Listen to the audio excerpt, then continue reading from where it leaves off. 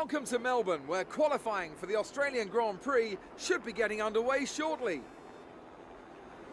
This is the kind of track that eats rear tyres for breakfast, or so I'm told by more experienced drivers than myself. Well, tyre management is key here, specifically the rears. It's all too easy to overheat and wear the rear tyres as they're punished out of the low-speed corners. Most teams won't be able to avoid some kind of issue here, especially the teams that are running less downforce.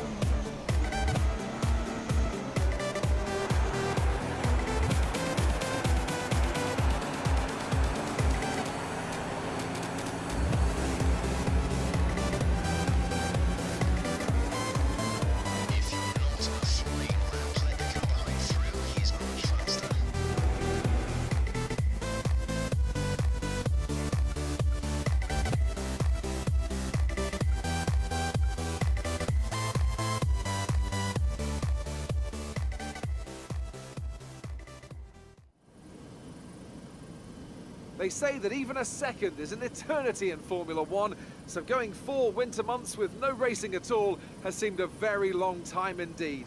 We're back though in Melbourne, home of the Australian Grand Prix since 1996. We go racing today then in the state of Victoria, where the drivers have 16 corners and 3.3 miles to navigate at an average lap speed of around 120 miles an hour. The close proximity of the barriers makes accidents inevitable, and recent history shows us that a safety car is not at all out of the question. I'm joined today in the commentary box, as I will be throughout this season, by a great racing driver, a former F1 competitor, a man who was world champion once upon a time as well, and an all-round top chap. It's the one and only Anthony Davidson. And tell me, here we are, first Grand Prix of the season, the first time racing these cars. So what are the big questions that need to be answered here, in your view?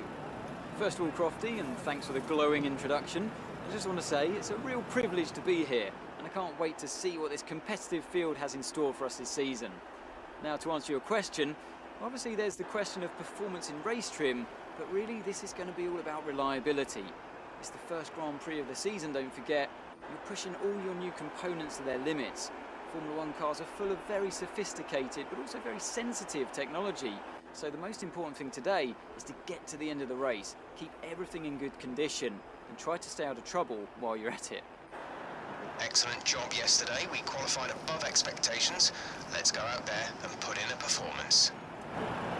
So before the off, let's remind ourselves of yesterday's qualifying session with a look at the starting grid. Sebastian Vettel will start on pole. Fantastic qualifying from the multiple world champion, with Nico Rosberg alongside. Looking down the rest of the grid, we have Hamilton, Verstappen, Kimi Raikkonen and Ricciardo, Massa, Sainz, Grosjean and Valtteri Bottas, Gutierrez, Kvyat, Sergio Perez and Hülkenberg, Alonso, Button, Sauber and Kevin Magnussen, Palmer and Ericsson, Rio Haryanto and Pascal Wehrlein completes the grid. And with lights out just moments away, it's time to go down to the track.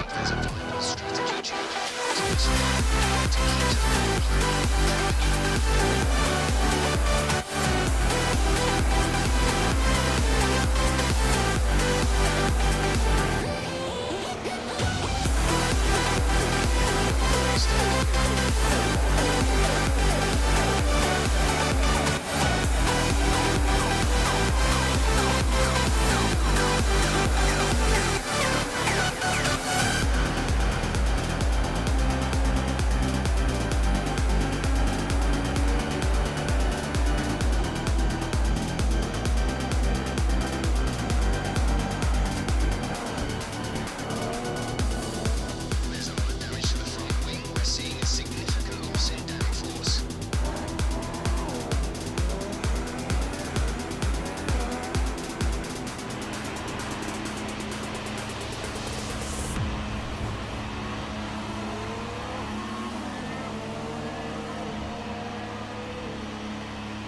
Release, release.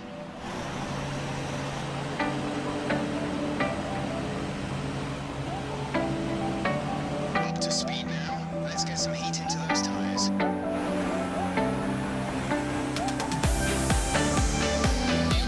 There's an incident in the next part of the track. Overtaking through the yellow flags. Green flag, we're racing again.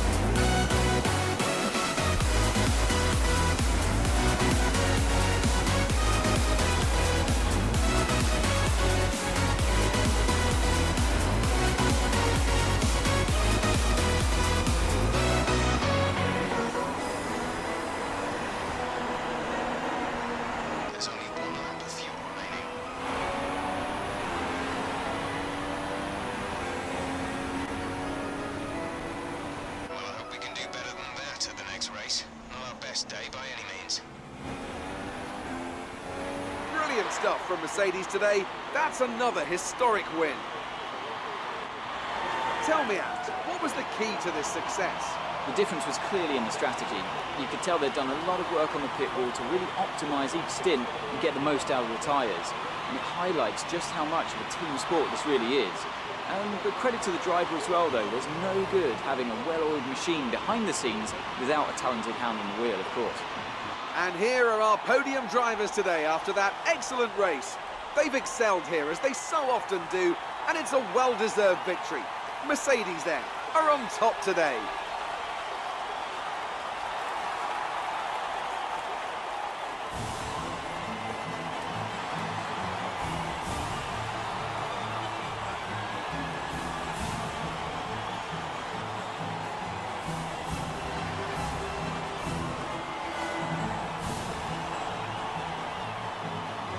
And after this round of the World Championship, here's how things look in the Drivers' Table. Nico Rosberg takes over the lead of the Drivers' Championship after that excellent result. And now I'd like to ask you, Anthony Davidson, who was your driver of the day? Well, I think it has to be Fernando Alonso. He got the strategy spot on and consistently had the pace to come through as well. And now let's take a look at the constructors' standings. Mercedes moved to the top of the table. There'll be plenty more twists and turns to come this season. I hope you can join us at the next race to see just who will come out on top.